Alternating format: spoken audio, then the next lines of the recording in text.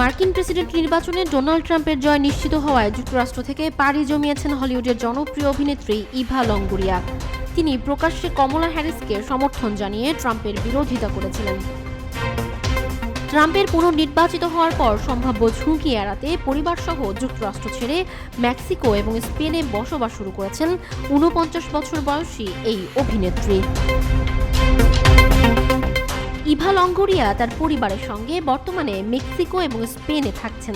তিনি স্বামী জোসে বাস্টন এবং ৬ বছর বয়সী ছেলে সান্তিয়াগোকে নিয়ে নতুন জীবন শুরু করেছেন। হলিউডের এক প্রতিবেদনে তিনি জানিয়েছেন, কোভিড-১৯ পরবর্তী সময়ে যুক্তরাষ্ট্রের পরিবেশ, ক্যালিফোর্নিয়ার গৃহহীনতা সমস্যা, উচ্চ কর এবং ট্রাম্পের পুনর্নির্বাচনের পরিপ্রেক্ষিতে এই সিদ্ধান্ত নেওয়া হয়েছে।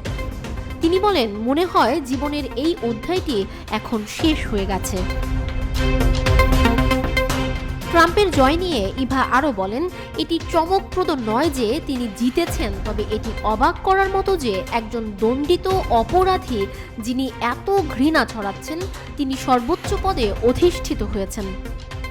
যদি তিনি তার প্রতিশ্রুতি রক্ষা করেন তাহলে এটি একটি ভীতিকর জায়গা হয়ে উঠবে।